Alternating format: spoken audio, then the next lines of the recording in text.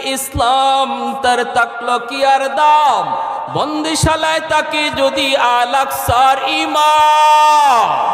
ওই আরবের দিন বাঁচাতে সত্য ন্যায়ের মুক্তি চাই, মুহাম্মাদের বাহিনী আজ আসলে তোদের রক্ষা নাই। পশ্চিমাদের চোখ পড়েছে কাবাগরের প্রান্তরে, ব্রিটিশ দালাল দল বেঁধেছে ধ্বংস করতে চায় কারে। আল্লাহ পাকের ঘর তোর সাহস থাকলে ধর, দো জাহানের মালিক যিনি পবিত্র কাবা। ওই আরবের দিন বাঁচাতে সত্য ন্যায়ের মুক্তি চাই, মুহাম্মাদের বাহিনী আজ আসলে তোদের রক্ষা নাই। আরেকটা আবার দুই হাত উপরে উঠায়া আল্লাহকে দেখায়া বলো, মুহাম্মাদুর রাসূলুল্লাহর বাহিনী আসেনি। এ যুবক, ইমাম মাহদির সৈনিক আসেনি। একটু জোরে আওয়াজ দিয়ে বলো আল্লাহু আকবার। হয় না? আরো জোরে আল্লাহু আকবার, আরো জোরে আল্লাহু আকবার, আল্লাহু আকবার। আল্লাহ তুমি দ্বীনের জন্য আমাদেরকে কবুল করো। আল্লাহ আমরা বিছানায় মরণ চাই না, শাহাদতের মরণ দান করো। সবাই বলো আমিন, আরো জোরে বলো আমিন।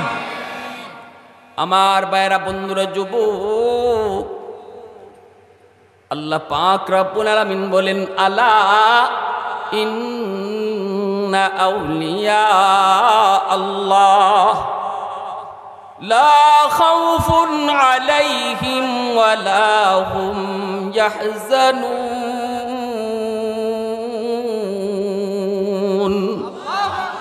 আল্লাহ পাক বলেন, জানোনি, শুনো, নিশ্চয়ই যারা আমি আল্লাহর ওলি, নিশ্চয়ই যারা আমি আল্লাহর ওলি, ওলির বহু বচন হলো আউলিয়া। আল্লাহ বলেন, নিশ্চয়ই যারা আমার ওলি, ওলির বাংলা হলো বন্ধু। আল্লাহ বলেন, নিশ্চয়ই যারা আমি আল্লাহর বন্ধু, লা খাউফুন আলাইহিম, তাদের কোনো ভয় নাই, দুনিয়া তো তাদের কোনো ভয় নাই, ওয়ালা হুম ইয়াহজানুন, পরকালের ময়দানেও তাদের কোনো টেনশন নাই। আরেকটু জোরে কন্যা সুবহানাল্লাহ। আল্লাহ পাক রব্বুল আলামিন তিনি পরিষ্কার ঘোষণা দিয়ে দিলেন, রে যুবক, এই জমিনে তুমি আল্লাহর ওলি হও। আল্লাহর ওলি যদি নিজেরে বানাইতে পারো, বনতে পারো, তাহলে তোমার জীবনে কোনো ভয় নাই, তোমার জিন্দেগিতে কোনো ভয়ভীতি নাই, আখিরাতের জীবনেও তোমার কোনো টেনশন নাই। ভয় নাই, ভয় নাই কথাটার অর্থ হলো ভয়ভীতি আসবে না এমন নয়।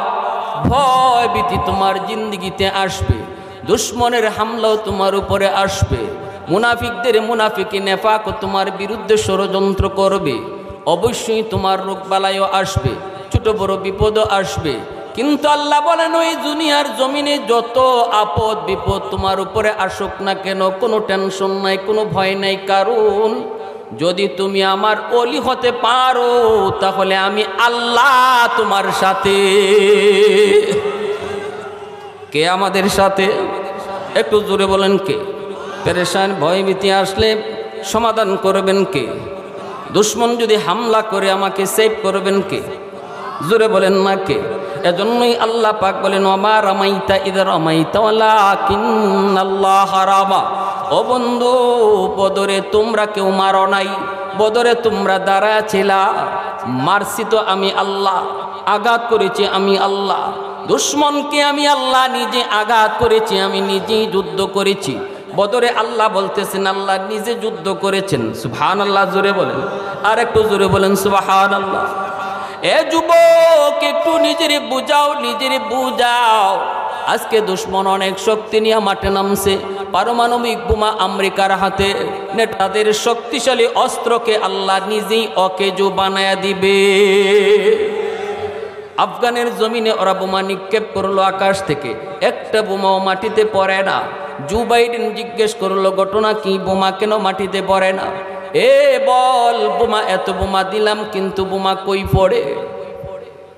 বিমান বাহিনী কয়, আমরাও তো টেনশনে আছি, আমরাও দেখেছি বোমা যখন আমরা আকাশ থেকে জমিনে ফালাই, ফালানোর সময় আমরা দেখতে পাই খোলা আকাশের ভিতরে একটা হাত বের হয়। আল্লাহু আকবার।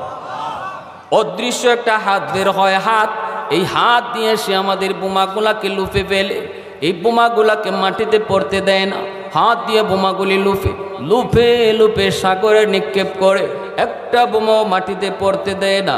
সাথে সাথে আমেরিকার প্রেসিডেন্ট জো বাইডেন কয় গবেক, সাথে সাথে কয় গবেক ফিরে আসো ফিরে আসো। কার সাথে আমরা যুদ্ধ করি? অদৃশ্য শক্তির সাথে যুদ্ধে নেমেছি, তাড়াতাড়ি করে ভাগো। আল্লাহু আকবার জোরে বলেন, আর একটু জোরে বলেন আল্লাহু আকবার।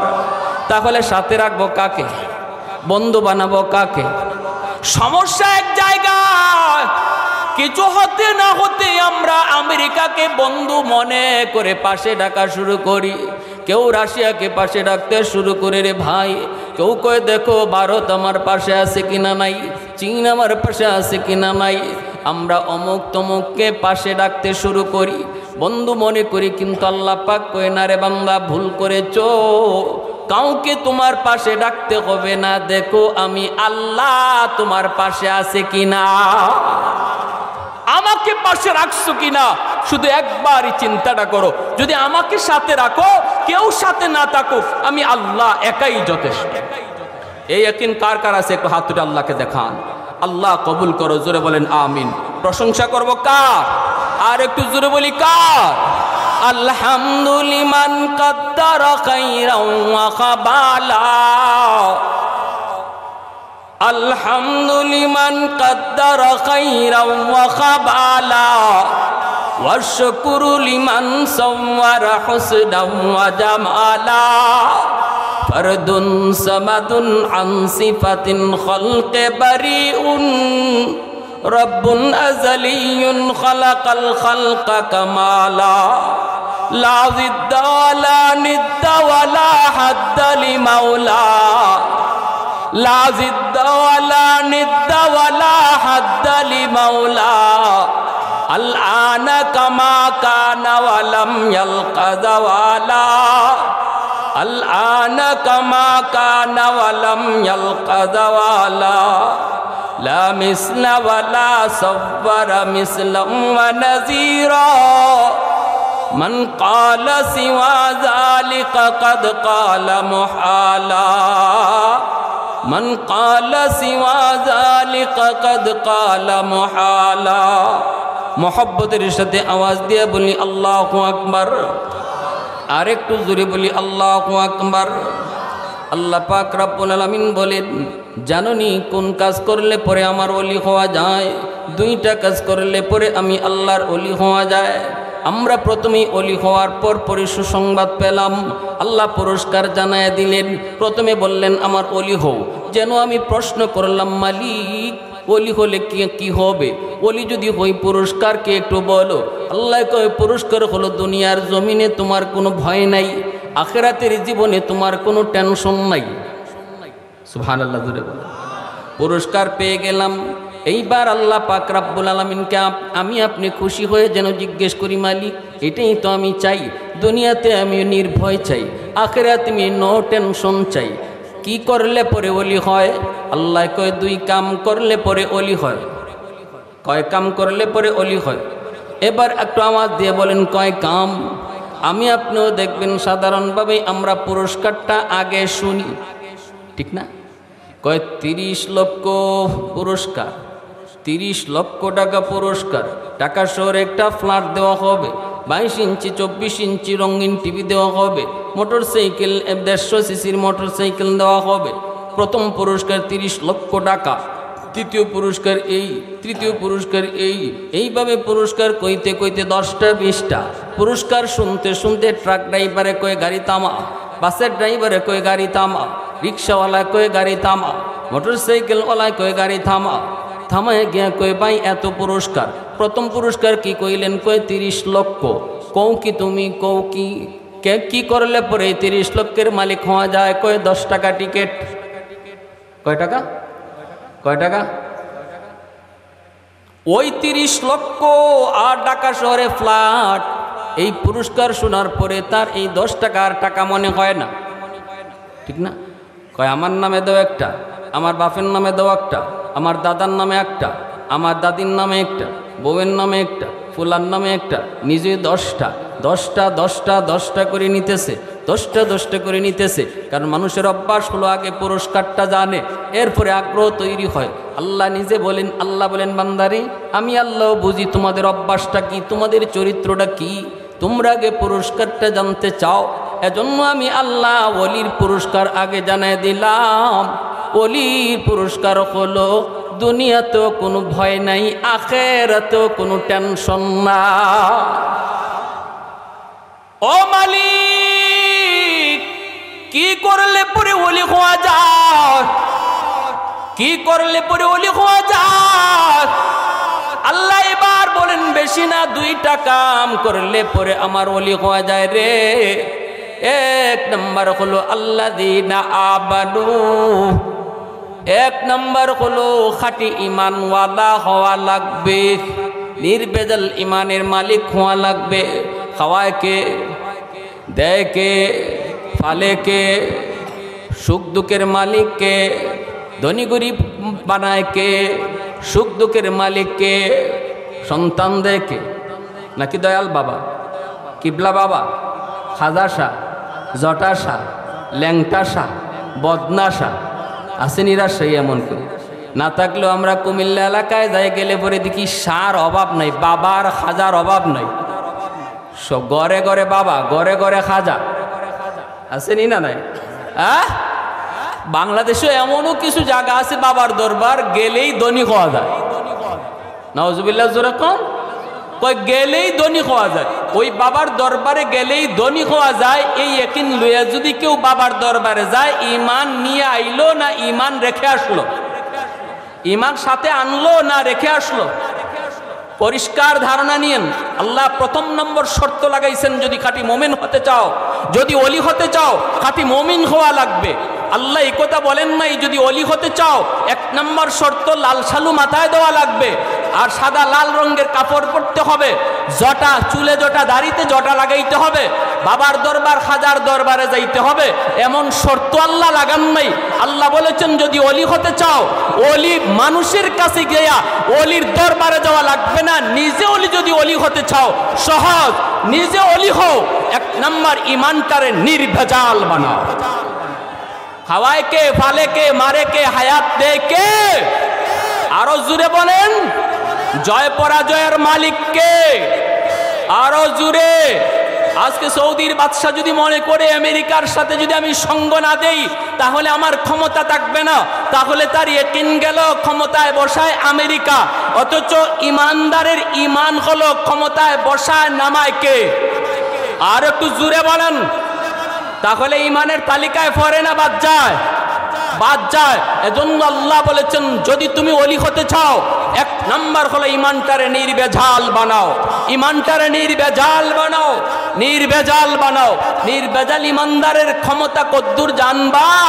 বালিয়ার পিসাব রাহিমাহুল্লাহ ময়মনসিংহের, আমাদের সিলেটের নুরউদ্দিন ঘরপুরি রহমতুল্লাহি আলাইহির সুযোগ্য খলিফা ওয়াজ মাহফিল থেকে যাচ্ছেন, রাস্তায় ডাকাতরা, রাস্তায় তার গাড়ি আটকাইছে।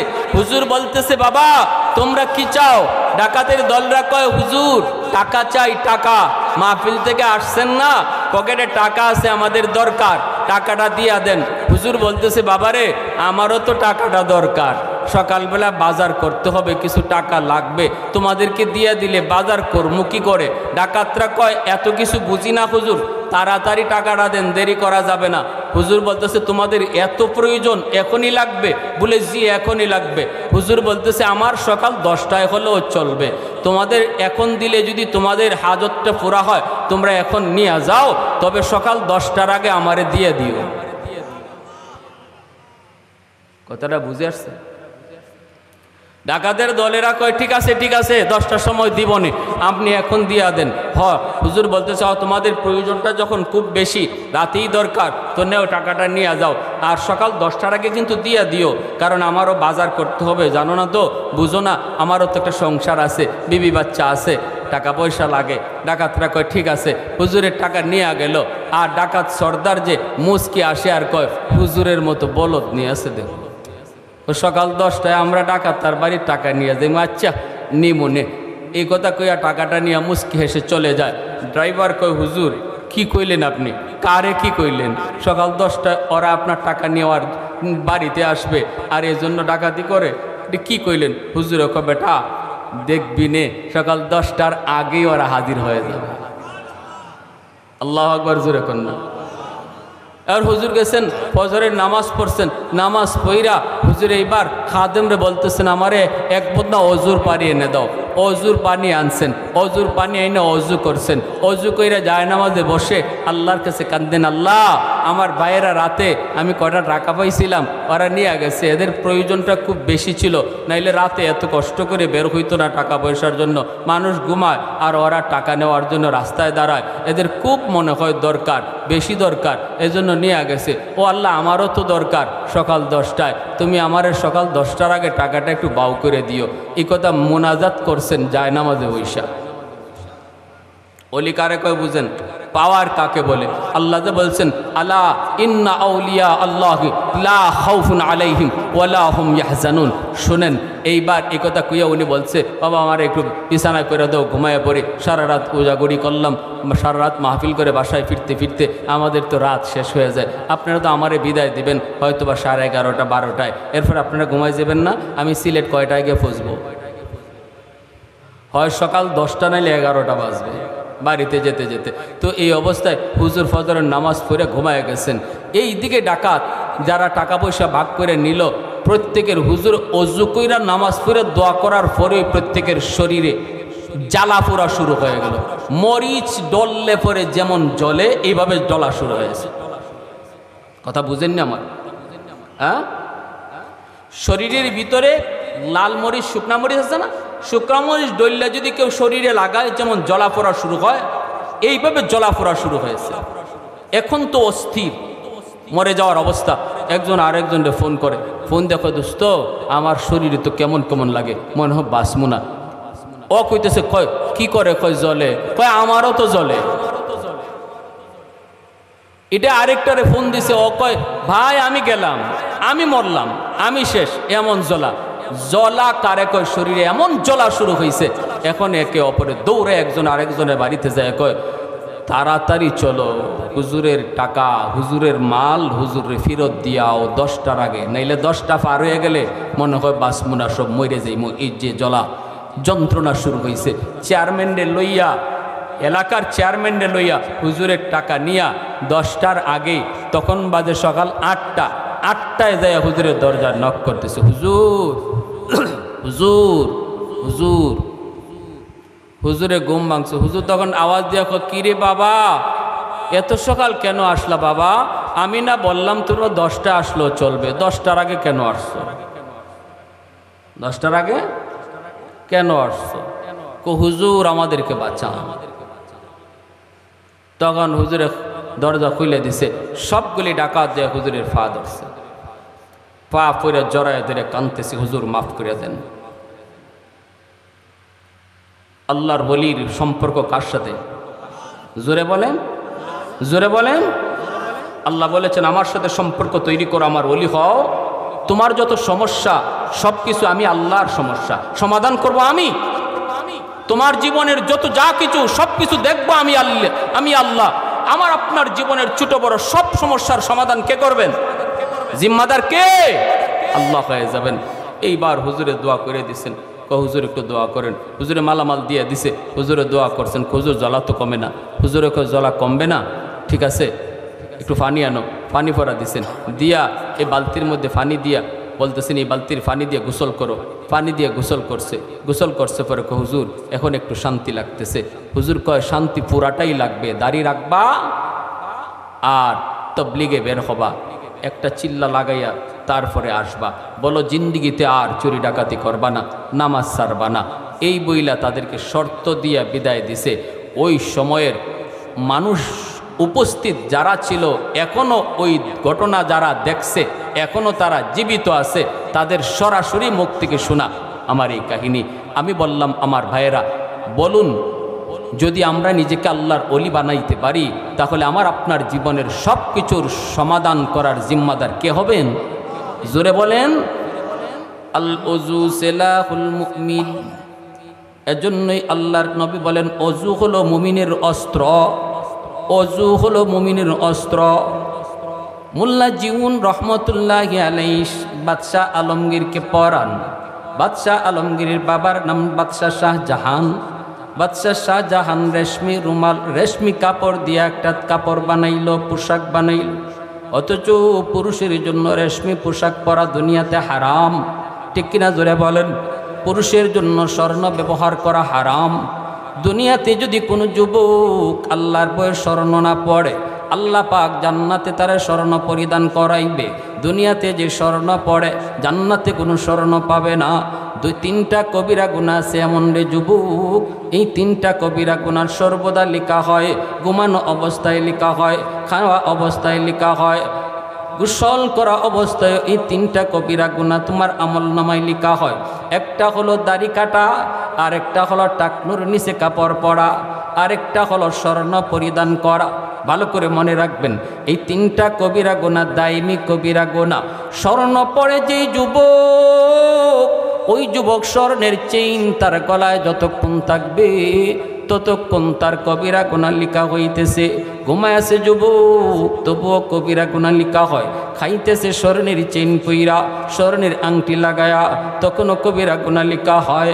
এমনিভাবে টাকনুর নিচে প্যান্ট পইরা যে হাঁটে, সর্বদা হাঁটতেছে, খাইতেছে, ঘুমাইতেছে, টাকনুর নিচে তার কাপড়, এজন্য কবিরা গুনাহ তার লিখা হয়।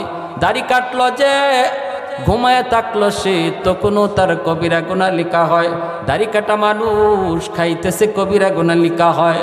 এজন্য বলতেছি ভালো করে শুনেন, আল্লাহর ওলি মোল্লা জিউন রহমতুল্লাহি আলাইহি, ওনার কাছে আইসা ছাত্র বাদশাহ আলমগীর কয়, হুজুর আব্বা তো রেশমি কাপড় দিয়ে পোশাক বানাইছে, বলুন তো পোশাক বানানো হালাল না হারাম? ইনি বলতেছেন হারাম। এইবার যে আছে তার বাবাকে বলতেছে, আব্বা হুজুর বলছে আপনি কাপড় বানাইবেন না, এটা পুরুষের জন্য হারাম, পুরুষের জন্য হারাম। বাদশাহ শাহজাহান কয়, তোমার হুজুরের কথা আমি মানব না, আমি আমার দরবারি মৌলবীদেরকে জিজ্ঞেস করব। দরবারি মৌলবীদেরকে জিজ্ঞেস করলো, তারা বলতেছে বাদশাহ জাহাপনা সবার জন্য হারাম, কিন্তু আপনি বাদশার জন্য হালাল। নাউজুবিল্লাহ। শরীয়তের মাসালা কারো জন্য হালাল, কারো জন্য হারাম। জনগণের জন্য হারাম, বাদশার জন্য হালাল, এমন ফতোয়া যদি কেউ দেয় ডাইরেক্ট ঈমান চলে যাবে। ঠিক কিনা জোরে বলেন? সর্বযুগে এমন কিছু দরবারি মৌলবী ছিল, ওই দরবারি মৌলবীগুলি বাদশার মন জয় করে ফতোয়া দিত। বাদশার মনোরঞ্জন দেখে দেখে তারা শরীয়তের বিধান বলতো। কিন্তু কওমি উলামায়ে কেরাম, উলামায়ে দেওবন্দ কখনো সরকারের চোখ রাঙ্গানি দেখে তারা ফতোয়া কুরায় কথা বলে না। ঠিক কিনা জোরে আওয়াজ দিয়া বলেন? ফতোয়া তারা কখনো বাদশার চোখ দিকে মুখ দিকে দেয় না। মোল্লা জিউন রহমতুল্লাহি আলাইহির কাছে যখন এই খবর আসলো, বাদশার দরবারি মৌলবীরা তারা কিন্তু বলে দিয়েছে হালাল। এইবার তিনি আরো শক্ত করে ফতোয়া দিলেন।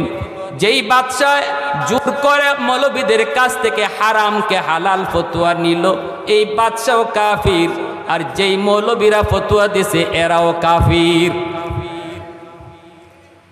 বাদশাহ শাহজাহান খবর শোনা মাত্রই কই মৌলবীরে গ্রেফতার করা। আমার কাফির ফতোয়া দিল, ফৌজ পাঠা দিল, তাড়াতাড়ি করে মোল্লা জিউনকে ধরে নিয়ে আসো। মোল্লা জিউন যখন এই খবর দৌড়ায়া, বাদশাহ আলমগীর যখন ছোট্ট বালক দৌড়ে চলে আসলো উস্তাদজির কাছে, উস্তাদজি আমার বাবা তো আপনার উপর খেপে গেছেন, ফৌজ পাঠিয়ে দিয়েছেন আপনাকে গ্রেফতার করার জন্য, আপনার নামে ফরমান জারি হয়ে গেল। এইবার উস্তাদজি আমি কি করব? আপনি আমার রুহানি বাবা, ওইদিকে আমার বাবা হলো আমার জন্মদাতা বাবা, দুই বাবার মাঝখানে আমি পড়ছি, আমি এখন কি করব? কার পক্ষে কথা বলবো?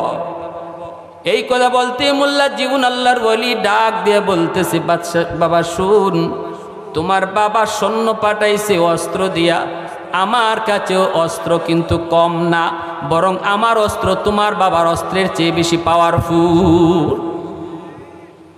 আচ্ছা আলমগীর কয়, হুজুর আপনার আবার অস্ত্র কিসের? বলে হ্যাঁ আমার কাছে অস্ত্র আছে, আমার অস্ত্র যদি ব্যবহার করি তোর বাদশার রাজত্ব থাকবে না, তোর বাবার ক্ষমতা থাকবে না, পুরা হিন্দুস্তান জ্বলে যাবে। কন কি হুজুর আপনার অস্ত্র কোথায়? কই আমার অস্ত্রগুলি হলো খাটের নিচে। যা ওই যে দেখ খাটের নিচে আমার এক বদনা পানি অজুর জন্য রাখছি, এই এক বদনা পানি অজুর পানি এনে আমাকে দে বাবা। বাদশা আলমগীর গেল, যে ওই এক বদনা অজুর পানি আইনা দিয়া কয় হুজুর আপনি অজুটা কইরেন না, পানিটা ব্যবহার কইরেন না, একটু সময় দেন আমি আমার বাবার কাছে যাই। এই বইলা ছোট্ট বালক বাদশা আলমগীর দৌড়ে গিয়ে বাবাকে বলতেছে, বাবা তোমার হাত জোর করে বলি বাবা তুমি তাড়াতাড়ি করে তোমার সিদ্ধান্ত বদলাও, কারণ আমার উস্তাদের কাছে যে অস্ত্র, এই অস্ত্রের পাওয়ার তোমার অস্ত্রের চেয়ে আরো অনেক পাওয়ারফুল, তোমার তক্তে তক জলে পড়ে ছাই ছাই হয়ে যাবে। ও বাবা দ্রুত তুমি সিদ্ধান্ত বদলাও।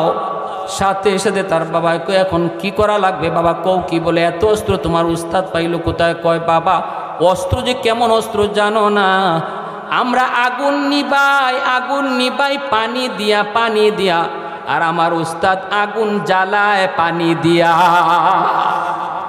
আর একটু জোরে আওয়াজ দিয়ে আল্লাহু আকবার। আমরা আগুন নিবাই পানি দিয়া, আর আল্লাহর ওলিরা আগুন জ্বালায় অজুর পানি দিয়া। আল্লাহর ওলিরা আগুন জ্বালায় অজুর পানি দিয়া। সাথে সাথে বাদশা তার সমস্ত মন্ত্রী পরিষদ লইয়া আল্লাহর ওলির কাছে পায়ে ধরে মাপ চাইল। এজন্য বলি ভাইরা বন্ধুরা শুনেন, বেলাল হাবশি রাদিয়াল্লাহু তাআলা আনহু আল্লাহর নবীর একজন সাহাবী, যার মক্কায় কোনো ঘর ছিল না, বাড়ি ছিল না, আপন বলতে কেউ ছিল না, গোষ্ঠীর কোনো লোক নাই, একজন গোলাম।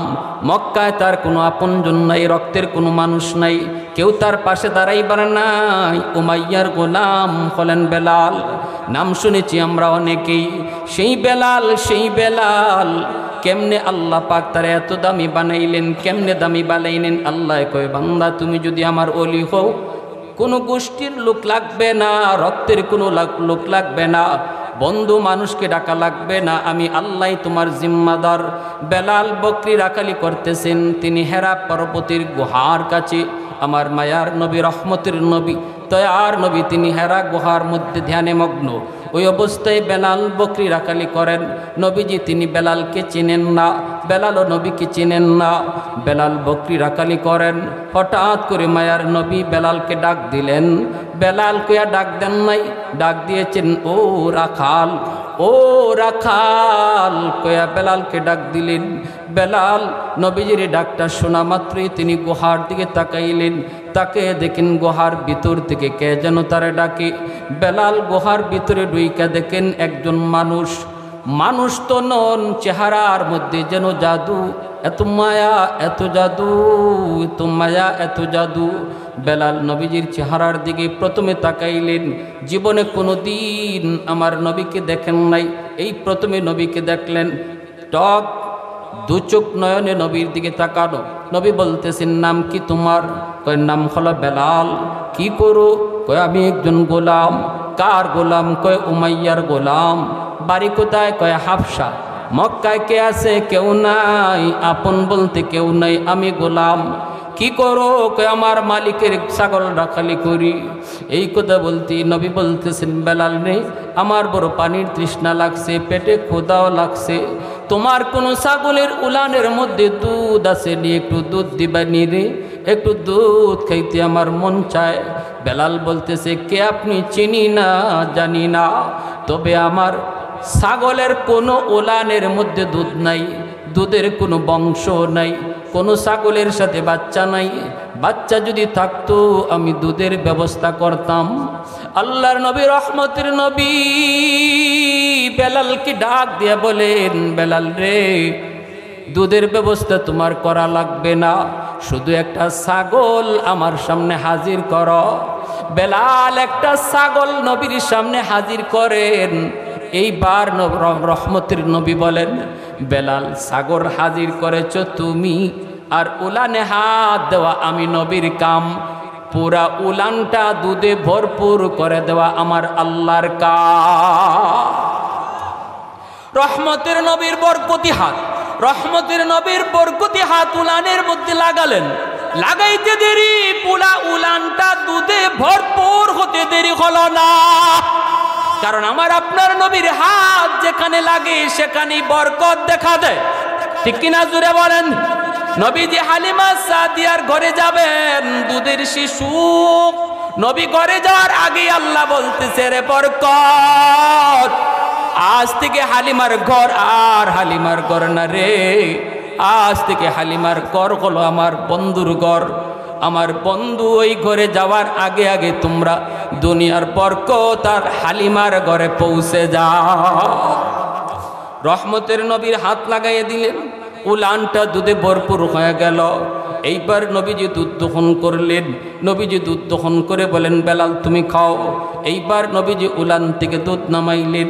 বেলাল দুধ খাবেন, তাকালো, কে সেই মহামানব, কি তার পরিচয়? কোনোদিন তো তাকে দেখি নাই। হাতের মধ্যে তার কি, চেহারার মধ্যে এত জাদু কেন? বেলাল এই দিন চলে গেলেন। গেলেন তো গেলেন, কিন্তু রাতে ঘুম নাই। খাওয়ার সময় খানা ভালো লাগে না, গোসলের সময় গোসল বেলালের ভালো লাগে না। ঘুমাইতে গেলেও স্বপ্নে শুধু নবীকে দেখেন, কিন্তু তিনি যে নবী বেলাল তা জানেন না। বেলাল নবীর পরিচয়ও জানতে চান নাই। মনের ভিতরে শুধু একটাই প্রশ্ন, কে সেই মহামানব? আগামীকাল আমি তার পাশেই যায় ছাগল রাখালি করব। আগামীকাল আমি জিজ্ঞেস করব, আপনি কে? আগামীকাল বেলাল ছাগল নিয়ে নবীর পাশেই আবার ছাগল রাখালি শুরু করলেন। মনের ভিতরে একটাই তার আশা, আজও যদি তিনি আমাকে ডাকেন আমি বকরি নিয়ে তার কাছে যাব। দ্বিতীয় দিনও নবী আবার ডাক দিলেন। ডাকটা দিতেই বেলালের কানে ডাকটা আবার পৌঁছে গেল। তিনি আবারও সেই বকরি নিয়ে নবীর সামনে গেলেন। গেলেন তো গেলেন, নবীকে জিজ্ঞেস করবেন, কে কে, কি আপনি, আপনার পরিচয় কি? কিন্তু রহমতের নবীর কাছে যাওয়া মাত্রই, চেহারা দেখা মাত্রই সব প্রশ্ন ভুলে যায়। আল্লাহু আকবার জোরে বলে। মনের ভিতরে যত জিজ্ঞাসা, নবীকে দেখা মাত্রই বেলালের সব মনের কথা সব তিনি ভুলে যায়। এইভাবে 3 দিন চলে গেল। বেলাল নবীকে কিছুই বলেন না, আসলেই শুধু নবীজির চেহারার দিকে তাকায় থাকেন।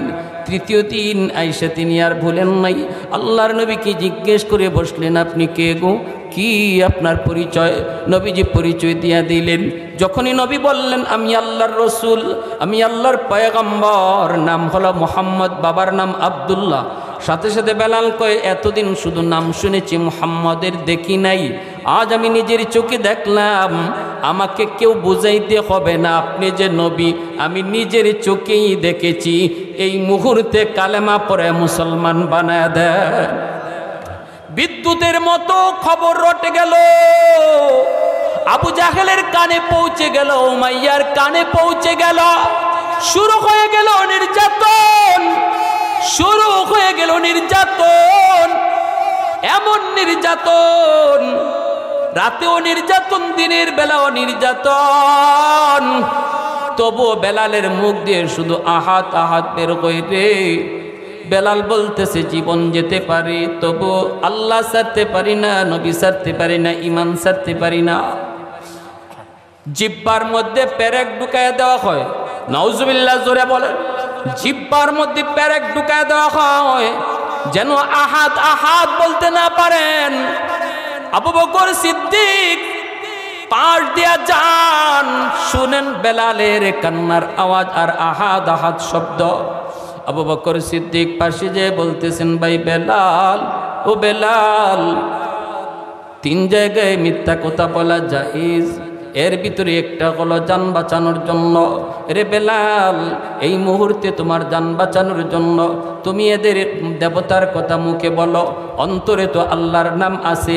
শরীয়ত তোমাকে এতটুকু অনুমতি দেয়, এতে করে তোমার ইমান যাবে না।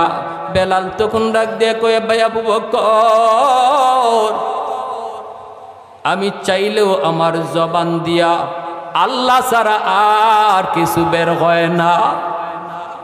আমি যদি চাই আমার আল্লাহর নাম ছাড়া অন্য কিছু বলবো, কিন্তু আমার জিব্বা বলে না, জিব্বা দিয়ে আল্লাহ ছাড়া অন্য নাম বের হয় না রে। এই কথা বলতে আবু বকরের চোখ দিয়ে পানি পড়ে। বেলাল কান্দে। আবু বকর নবীর কাছে চলে গেলেন, যায় বলতেছেন, নবী গো, বেলালকে উমাইয়া এবং অশৃঙ্খল যুবকগুলি মেরে ফেলবে। নবী গো আপনি যদি অনুমতি দেন আমি বেলালকে উমাইয়ার কাছ থেকে কিনে আনব। আল্লাহর নবী তখন বলতেছেন, ও আবু বকর, বেলালকে তুমি যেই পয়সা দিয়ে কিনবারে এই পয়সায় আমি নবীরও কিছু পয়সা তুমি নিয়ে যাও। হাসরের মাটি যদি আল্লাহ ডাক দেয়া কয় আমার বেলালকে কে পয়সা দিয়ে কিনছো, তুমি আবু বকর যখন দাঁড়াইবা আমি নবীও তখন দাঁড়াবো। আমার বেলালের কি পরিমাণ দাম, কি পরিমাণ দাম! ও আবু বকর, হাসরের ময়দানে আমি আল্লাহর কাছে বলবো, মালিক তোমার বেলালের যারা ক্রেতা ছিল আমি নবী ও আবু বকরের সাথে একজন। আবু বকর 10টা স্বর্ণ মুদ্রা নিয়ে 100টা স্বর্ণ মুদ্রা লইয়া তিনি গেছেন। যত উমাইয়া চায় তত দিয়ে তিনি কিনে আনবেন। উমাইয়ার কাছে যায় বলতেছেন, ও উমাইয়া এই গোলামটারে তুমি বিক্রি করবানি? উমাইয়াই কয়, হ্যাঁ আমি ওরে বিক্রি করে দিব। কোনো কথা শুনে না, শুধুমাত্র আহাদ আহাদ কয়। এত নির্যাতন, এত নিপীড়ন, মারতে মারতে আমরা ক্লান্ত, কিন্তু ও নিজে ক্লান্ত হয় না। আমি ওরে রাখবো না, বিক্রি করে দিব। আবু বকর সিদ্দিক বলেন, কত টাকা হলে তুমি বিক্রি করবা বলো? উমাইয়া বলতেছে, ঠিক আছে তুমি কও। আবু বকর বলেন, না তুমি কও, জিনিস তো তোমার, কত দিলে তোমার পুষবে তুমি বলো। এই কথা বলতে উমাইয়া কয়, দিয়ে দাও 10টা স্বর্ণ মুদ্রা।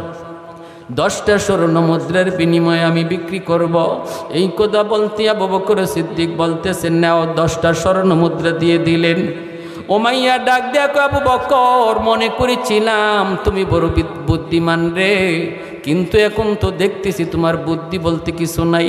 যারে দিয়ে আমার কোনো কাম হয় না, একটা স্বর্ণ মুদ্রা দিলেও আমি বিক্রি করে দিতাম।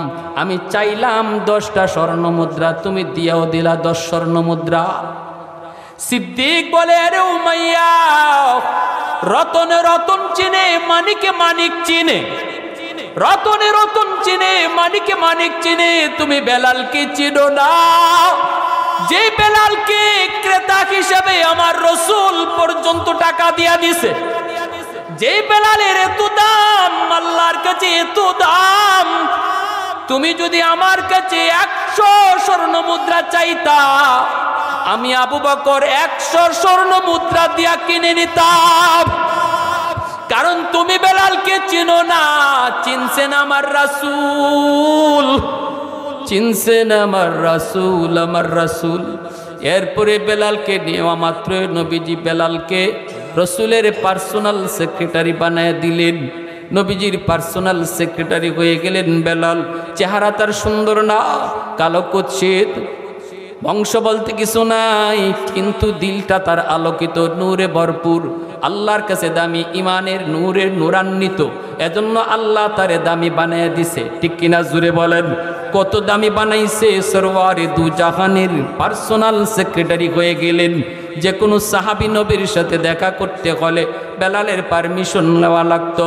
এমনকি ওমর, আবু বকর তারাও যদি নবীর সাথে দেখা করবেন, বেলালে হাবশির পারমিশন নেওয়া লাগতো। আল্লাহু আকবার, জোরে কোন! বেলালের পারমিশন ছাড়া সিদ্দিক আকবর আল্লাহর নবীর সাথে সরাসরি সাক্ষাৎ করতেন না। হযরত ওমরও যদি নবীর সাথে সাক্ষাৎ করতে যেতেন, বলতেন যে বেলাল, রসুলকে যে বলো আমি একটু আল্লাহ নবীর সাথে দেখা করব। বেলাল আয়েশা রসুলকে জিজ্ঞেস করতেন, ইয়া রাসূলুল্লাহ অমুক দেখা করতে চায়। নবী যদি অনুমতি দিতেন তাহলে ঢুকতো। আল্লাহু আকবার, জোরে বলেন, আরো জোরে বলেন আল্লাহু আকবার। মানুষ নবীজির কাছে আসতো, নবীজির কাছ থেকে মেহমানদারি হতো। বেলাল মানুষের কাছ থেকে ঋণ করে এনে এনে নবীর মেহমানদের মেহমানদারি করাই দিতেন। এতে করে বেলালের কাছে অনেক লোকে টাকা পায়। তিনি ঋণী হয়ে গেলেন। ফজরে আজান দিবেন, ওই মুহূর্তে একজন ইহুদি আইসা বেলালের কলার ধরে ফেললো। বেলাল, আজান পরে দাও, আগে আমার ঋণ দাও। বেলাল বলতেছে, ভাই আজানটা দিয়া নেই, পরে আগে ঋণ দাও। বেলাল খুব কষ্ট পেলেন। তিনি এইবার বলতেছেন, ইয়া রাসূলুল্লাহ ওগো নবীজি, আমি তো মানুষের কাছে ঋণী হয়েছি আমার পরিবারের জন্য না, আপনার কাছে যারা মেহমান আসে তাদেরকে খাওয়াইতে যাইয়া, মেহমানদারি করতে যাইয়া আমি কিছু ঋণ করেছিলাম, ঋণের টাকা পরিশোধ করব কি কইরা। নবী গো, আমাকে আপনি অনুমতি দেন, আমি 3টা দিনের জন্য একটু বাহিরে যাব, যে কিছু কাজকর্ম করে টাকা পয়সা এনে ঋণ পরিশোধ করব। আল্লাহ নবী বলেন ঠিক আছে, ফজরে আজান হোক, নামাজ হোক, এরপরে তুমি চলে যাও। পরে আজান হলো, নামাজ হলো, আল্লাহ রসুল সাল্লাল্লাহু আলাইহি ওয়াসাল্লাম অনুমতি দিয়ে দিলেন। বেলাল গাট্টি বাঁধতেছেন, তিনি কাপড় চোপড় গোছাইতেছেন, রসুলের কাছ থেকে সরে যাবেন 3 দিনের জন্য টাকা পয়সা জোগাড় করতে। ওই অবস্থায় আল্লাহর রসুল দেখেন নবীজির সামনে 10টা উট বুঝাই করা মালামাল, কে পাঠাইলো, কোত্থেকে পাঠাইলো কেউ জানে না, নবীর সামনে 10টা উট বুঝাই করা মাল হাজির হয়ে গেছে। আল্লাহ নবী সিদ্দিক আকবরকে পাঠালেন, আবু বকর দৌড়ে আমার বেলালকে থামাও, যে বলো বেলাল কোথাও যাওয়া লাগবে না, বেলালের ঋণ আল্লাহ পরিশোধ করে দিছে। জোরে কোন সুবহানাল্লাহ। রসুল রমজান মাস, আল্লাহ নবী সেহরি খাইতেছেন, বেলাল নবীজির মসজিদের মুয়াজ্জিন, আর মদিনার মসজিদের ইমাম হলেন রহমতের নবী, মুয়াজ্জিন হলেন বেলাল। আর মুয়াজ্জিনের একটা ডিউটি হলো ইমাম সাহেব কোথায় আছেন এটা একটু তার জানা থাকা, এটা মুয়াজ্জিনের একটা আলাদা ডিউটি, এটা মুয়াজ্জিনের ডিউটির ভিতরে পড়ে ইমাম সাহেবের খবর রাখা। বেলাল হাবশি সেহরির আজান দিয়ে দিবেন, ওই অবস্থায় মনে মনে ভাবতেছেন আমি যে আজান দিব, আমার ইমাম সাহেব রহমতের নবী সেহরি খাইয়া শেষ করছেন না, একটু যাইয়া দেখি। বেলাল গেছেন, যে দেখেন আল্লাহর নবী এখনো সেহরি খাইতেছেন, নবীজির পাশে একজন অপরিচিত মানুষ বসা, ওই মানুষটা নবীজির পাশে বসা, আর আল্লাহর নবী খানা খাইতেছেন, অথচ সেহরির টাইম শেষ, নবীজি তখনও খানা খান। বলুন তো সেহরি খাওয়া ফরজ, ওয়াজিব না সুন্নত? সেহরি খাওয়া কি ফরজ, ওয়াজিব না সুন্নত? ফরজও না, ওয়াজিবও না, সুন্নত। আমাদের সমাজে একটা এইরকম ভ্রান্ত ফতোয়া আছে, কেউ মনে করে সেহরি খাইতে না পারলে রোজা রাখা যায় না, এজন্য কিছু মানুষ আছে রোজা রাখে না। আজকে রোজা রাখলা না কেন? কই হুজুর সেহরি খাইতে পারি নাই, এজন্য রোজা রাখতে পারি নাই। অথচ সেহরি খাইতে পারেন না পারেন, সেহরির সাথে রোজার কোনো সম্পর্ক নাই। সেহরি খাইতে পারবেন, একটা সুন্নতের সওয়াব পাবেন। বাকি সেহরির সাথে রোজার এমন কোনো সম্পর্ক নাই যে সেহরি খাইলে রোজা রাখবেন, সেহরি না খাইতে পারলে রোজা রাখবেন না, এর কোনো সম্পর্ক নাই।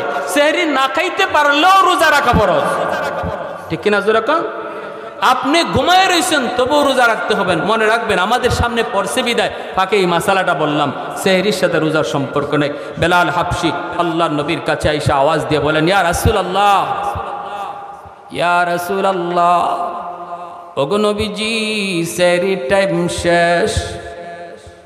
আল্লাহর নবী যেই মাত্র আওয়াজ পাইলেন বেলাল বলতেছেন সেহরির টাইম শেষ, তখনই নবী বলতেছেন ও সেহরির টাইম শেষ, ঠিক আছে বেলাল তুমি যাও, আমি দেখতেছি। বেলাল চলে আসলেন, মনে করছেন নবীজি হয়তো খানা বন্ধ করে দিবেন, একটু পরেই বেলাল আবার আজান দিবেন, কিন্তু ভাবতেছেন যে দেখি নবীজির সেহরি খানা শেষ হলনি।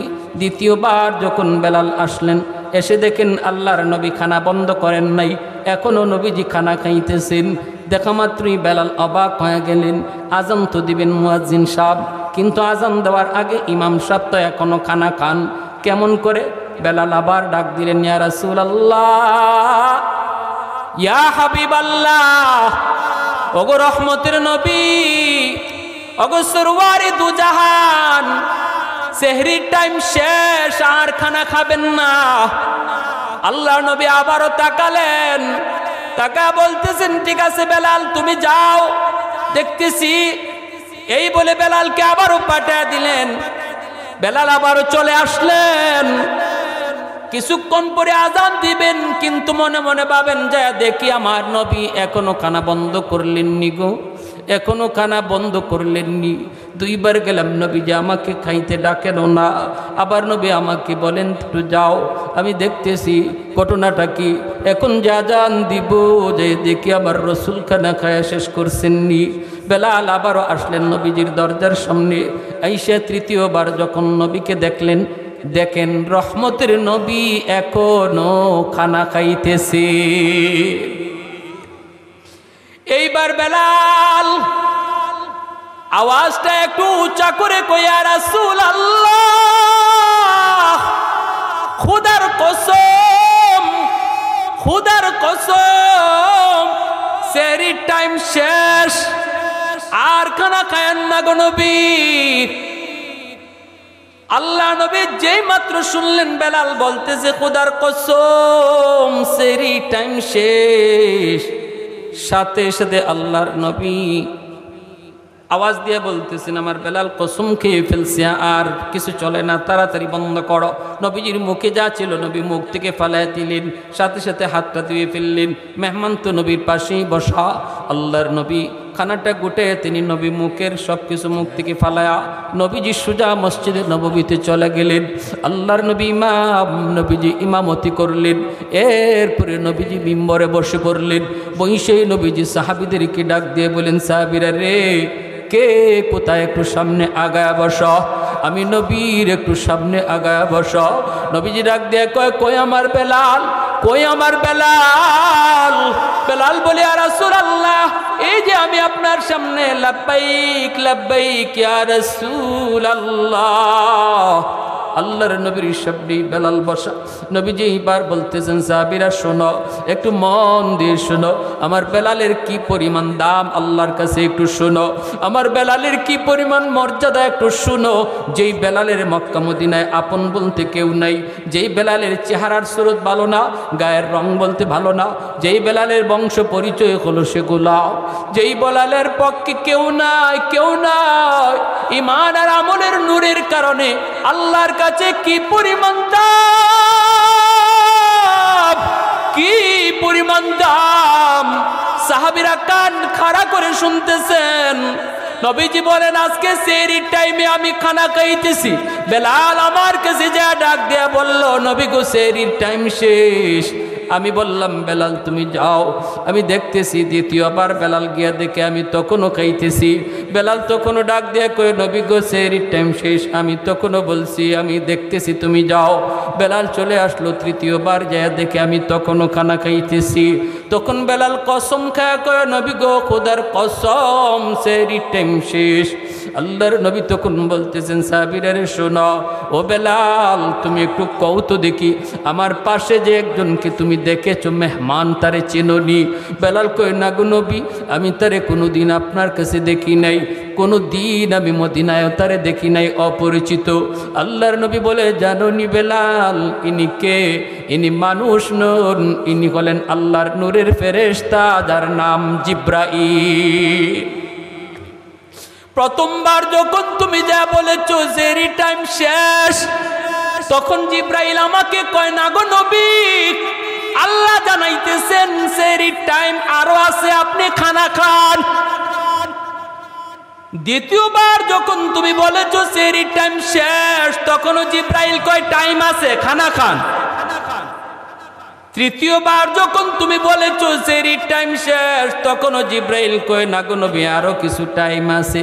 কিন্তু যখনই তুমি বলছো খোদার কসম সেহরির টাইম শেষ, তখনই আল্লাহ পাক জিব্রাইলকে কই, জিব্রাইল আমার বন্ধুকে তুমি জানায় দাও, আমার বেলালের ইজ্জতের কসমের ইজ্জত রক্ষায় আমি আল্লাহ, যদিও সেহরির টাইম ছিল, এখনো কিছু সময় ছিল, কিন্তু আমার বেলাল যেহেতু কসম খায় ফেলছে, এই কসমের ইজ্জত রক্ষায় আমি আল্লাহ টাইম ছিল তবুও অফ করে দিছি।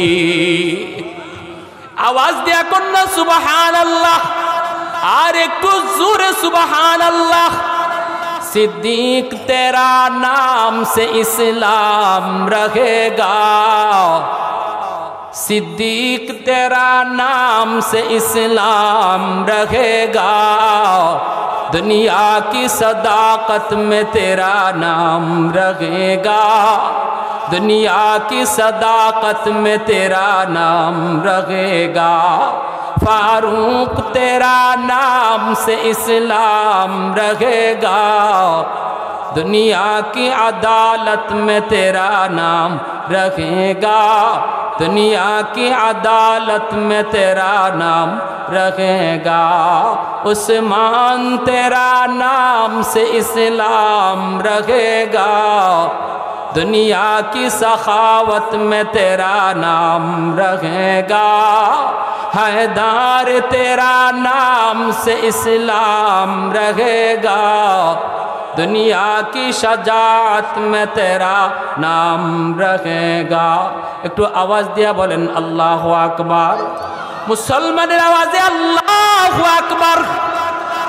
এজন্য আল্লাহ পাক এক নম্বর হলো খাঁটি ঈমান, আল্লাযীনা আমানু ওয়া কানু ইয়াত্তাকুন।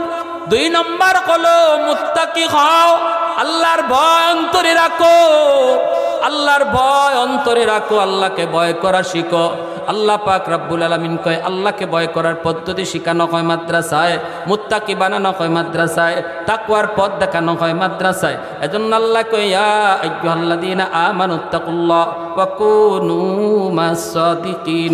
যদি তুমি মুত্তাকি হতে চাও তাহলে আলেমের সঙ্গ ধরো, যদি তুমি মুত্তাকি হতে চাও তাহলে আলেম বনো, যদি তুমি মুত্তাকি হতে চাও আলেমদেরকে মহব্বত করো, যদি তুমি মুত্তাকি হতে চাও আলেম ওলামাদেরকে সাহায্য করো। এই চার পদ্ধতি দিয়ে মুত্তাকি হওয়া যায়। হয় তুমি আলেম বনো, নতুবা আলেমদেরকে মহব্বত করো। তিন নম্বর হলো আলেমদেরকে সাহায্য করো, আলেমরা যেটাই পড়ে তার পড়ালেখার সাহায্য করো। চার নম্বর হলো তাদেরকে সহযোগিতা করো, নতুবা তালেবে এলেম বনো, হয় উস্তাদ বনো নয় ছাত্র বনো। এই চার দলের ভিতরে থাকলে মুত্তাকি হওয়া যায়। আজকে আপনাদের মাদ্রাসা এলাকার জন্য মুত্তাকি বানানোর, আল্লাহর ওলি বানানোর কারখানা হলো মাদ্রাসা। আল্লাহর ওলি হওয়ার কারখানা হলো মাদ্রাসা। মাদ্রাসায় যারা পড়ে এরাও আল্লাহর ওলি, যারা মাদ্রাসায় পড়ায় এরাও আল্লাহর ওলি, যারা মাদ্রাসাকে মহব্বত করে এরাও আল্লাহর ওলি, যারা মাদ্রাসাকে সাহায্য করে এরাও আল্লাহর ওলি। চার পদ্ধতি দিয়ে আল্লাহর ওলি হয়। আল্লাহু আকবার জোরে বলেন, আর একটু জোরে আল্লাহু আকবার। নবী বলেন ফালা তাকুন খামিসা, পাঁচ নম্বর দলে কেউ যেও না। অর্থাৎ তুমি আলেম ওলামার সাথে বিদ্বেষ রাখো না, মাদ্রাসার সাথে তুমি বিদ্বেষ রাখো না, মাদ্রাসাকে সাহায্য করতে পারো না, আলেমদেরকে ভালোবাসতে পারো না, তাহলে অন্তরের ভিতরে বিদ্বেষ রাখো না, হিংসা রাখো না, শত্রুতা রাখো না, তাহলে দুনিয়াও বরবাদ আখিরাতও বরবাদ। তাহলে ভাইয়েরা বন্ধুরা, আমার সন্তান মুত্তাকি হোক, আমার সন্তান আল্লাহর ওলি হোক, আমিও আল্লাহর ওলি হই। কারা কারা চাই একটু হাত তুলে আল্লাহরে দেখা। সন্তানও আল্লাহর ওলি হোক, আমিও আল্লাহর ওলি হই। সন্তান আল্লাহর ওলি হবে মাদ্রাসায় পড়াইলে, আর আমি আল্লাহর ওলি হব মাদ্রাসাকে মহব্বত করলে। ঠিক কিনা জোরে বলেন? মাদ্রাসাকে মহব্বত করলে, কোরআনকে মহব্বত করলে, কোরআনওয়ালাদেরকে মহব্বত করলে আমি আল্লাহর ওলি হব, আর আমার সন্তান পড়লে আল্লাহর ওলি হবে, আমার সন্তান পড়াইলে আল্লাহর ওলি হবে, আমার সন্তান তাদেরকে ভালোবাসলে আল্লাহর ওলি হবে। এই চার দলের ভিতরে থাকবো ইনশাআল্লাহ। ঘরে ঘরে আল্লাহর ওলি হোক, আমার প্রতি এলাকার প্রতিটা ঘর আল্লাহর ওলির ঘরে পরিণত হোক, প্রতিটা ঘর থেকে একজন হাফেজ, একজন আলেম আল্লাহ কবুল করুক। সবাই বলেন আমিন। মাদ্রাসা মসজিদ আল্লাহর ঘর, আর মাদ্রাসা কার ঘর একটু বলেন তো দেখি, জোরে বলেন, জোরে বলেন, জোরে বলেন। মসজিদ আল্লাহর ঘর, মাদ্রাসা নবীর ঘর। আল্লাহর ঘর নবীর ঘরের কাজকর্ম যদি অবশিষ্ট থাকে, আমি আপনি যদি শরিক নাও হই, এই কাজ কি থেমে থাকবে? হ্যাঁ, এই কাজ থেমে থাকবে? আল্লাহ পাক কি ফকির? আমরা ফকির, আল্লাহ গনি, আল্লাহ ধনী, ঠিক না? কোন মসজিদের কাজ এখন পর্যন্ত আটকে আছে কয়েক বছর যাবত, এই ধরনের কি নজরে আছে? না। কপাল খুলে গেল ওই মানুষটার, যে মানুষটা শরিক হলো।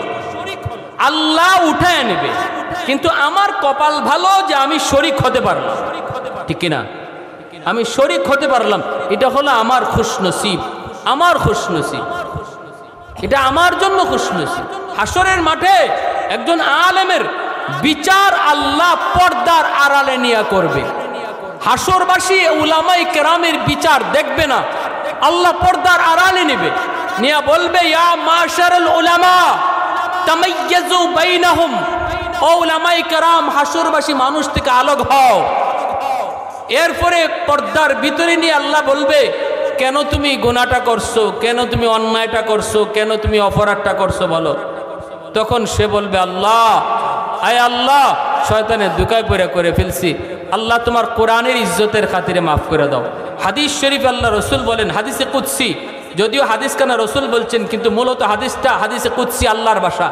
আল্লাহ পাক বলবেন, ইন্নী লাম আযা ফীকুম ইলমি লিউআযযিবাকুম, আমি আল্লাহ তোমার সিনায় কোরআন দিছি জাহান্নামের আগুনে জ্বালানোর জন্য না, হাজারো হাজারো মানুষের ভিতর থেকে আমি তোমার সিনাকে পছন্দ করেছি আমার কোরআনকে আমানত রাখার জন্য, আর রাখছিও।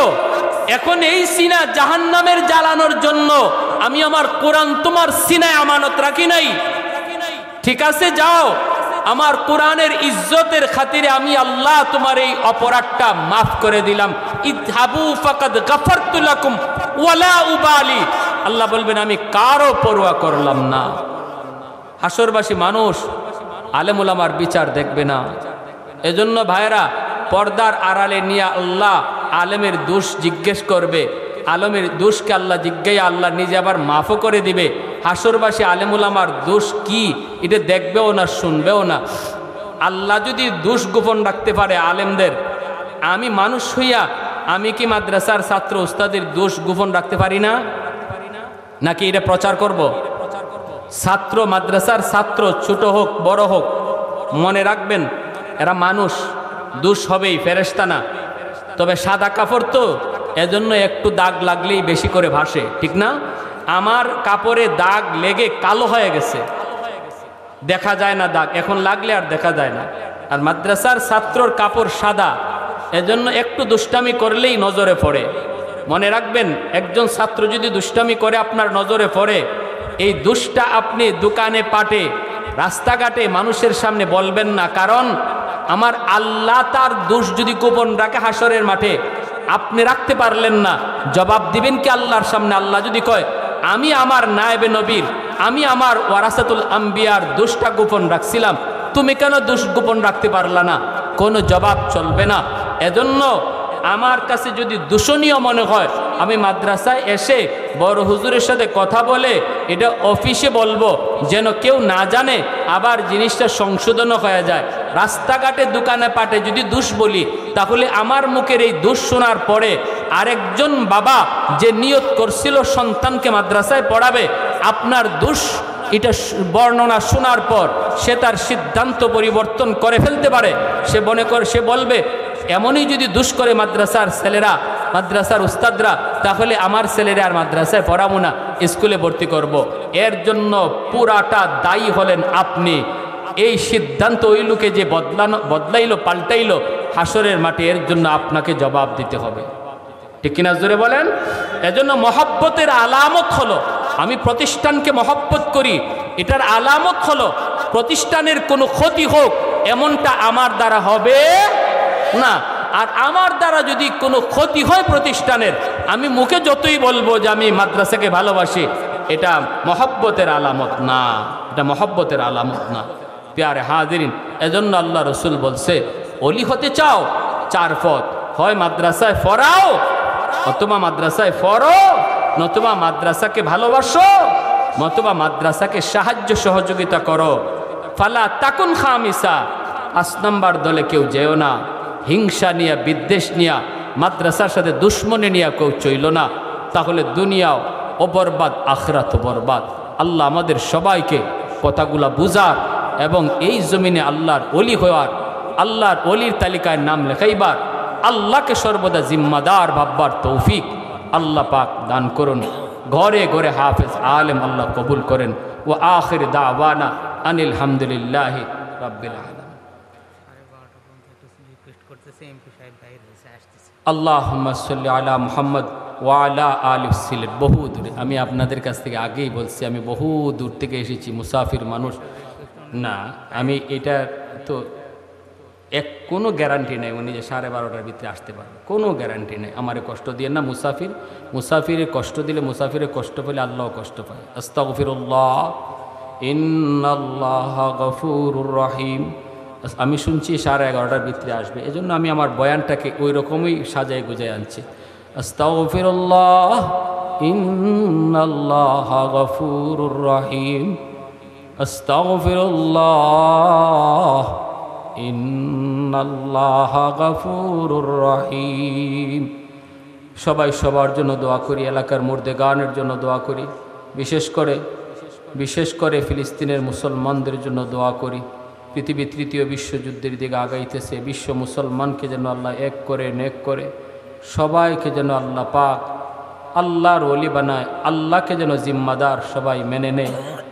খাস করে সবাই দোয়া করি, আমাদের বাংলাদেশের জন্য দোয়া করি। আলহামদুলিল্লাহ আলহামদুলিল্লাহিল্লাযী হাদানা লিহাযা ওয়া মা কুন্না লিনাহতাদিয়া লাউলা আন হাদানাল্লাহ লাকাদ জাআত রুসুলু রাব্বিনা বিল হক রব্বানা যালামনা আনফুসানা ওয়া ইল্লাম তাগফির লানা ওয়া তারহামনা লানাকুনান্না মিনাল খাসিরিন রব্বিরহামহুমা কামা রাব্বায়ানি সগীরা ইয়া আরহামার রাহিমিন ইয়া রাহিমাল মাসাকিন আসআলুকা মাসআলাতাল মিসকিন।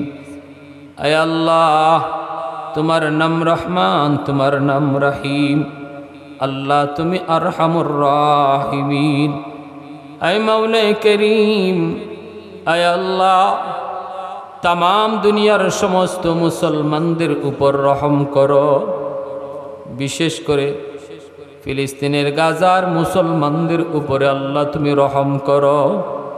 আয় আল্লাহ 12 থেকে 13,000 শিশু আয় আল্লাহ শহীদ হলো, কত মার বুক খালি হলো, কত বাবার বুক খালি হলো, কত সন্তান চোখের সামনে বাবার মরদেহটা পড়ে থাকতে দেখলো। বৃষ্টির মতো দুশ্মন প্রতিনিয়ত বোমা ফালাইতেছে। আয় মাওলাই করিম, ফিলিস্তিনের কোনো বাড়ি মাটির উপরে না, সবগুলা বাড়ি মাটির সাথে দুশ্মন মিশাইয়া দিছে। এত বড় জুলুম, গাজার মাটি মুসলমানের রক্তে লাল, লোহিত সাগরের পানিটা পর্যন্ত লাল। ছোট ছোট বাচ্চাগুলির কান্নার আওয়াজে আকাশ বাতাস ভারী হয়ে আসছে। ওই দিনও দেখলাম একটা শিশু বাচ্চা ভাইয়ের লাশের পাশে বসে বসে কান্না করে আর বলে, ভাইয়া জান্নাতে যাইয়া আমার নবীর কাছে বিচার দিও। দুশ্মন আমাদেরকে মারছে, কেন মারলো, কেন আমাদেরকে এতিম বানাইলো, আমরা কিছু জানি না।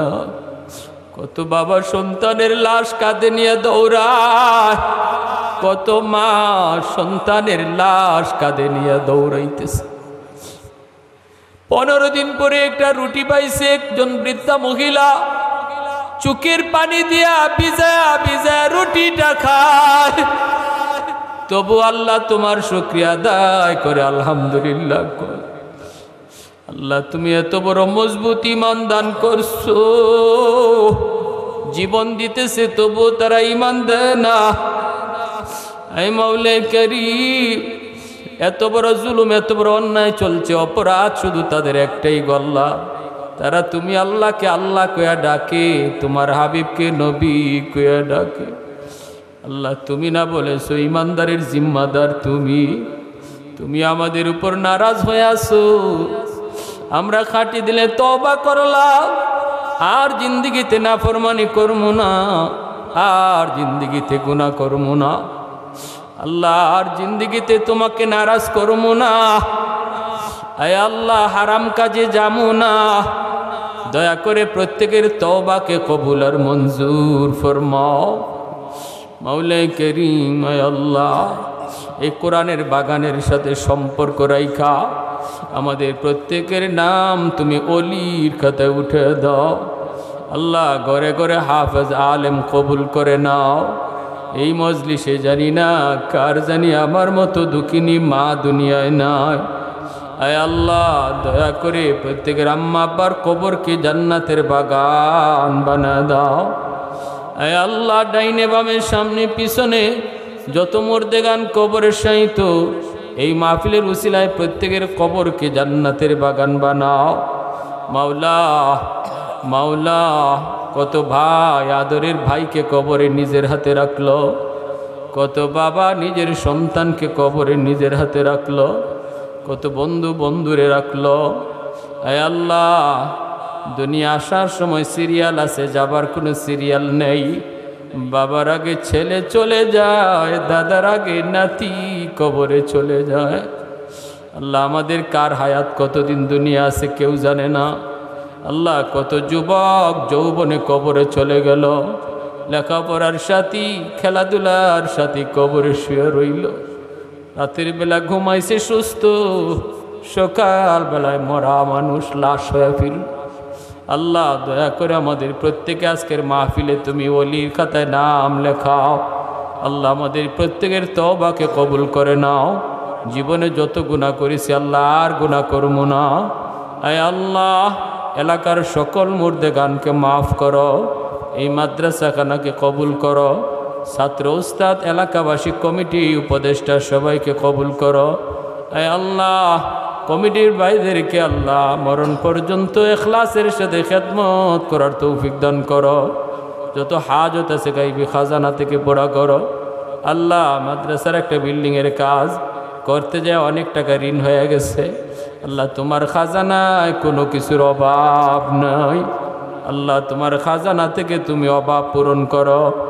আয় মাওলাই করিম, যে দুইজন ছাত্র হাফেজ কোরআন হইল, আয় আল্লাহ, তোমার এই কোরআনের আমানত তাদের সিনায় তুমি বসায় দাও। আয় আল্লাহ, বড় আলেম বানাও, হাফেজ বানাও।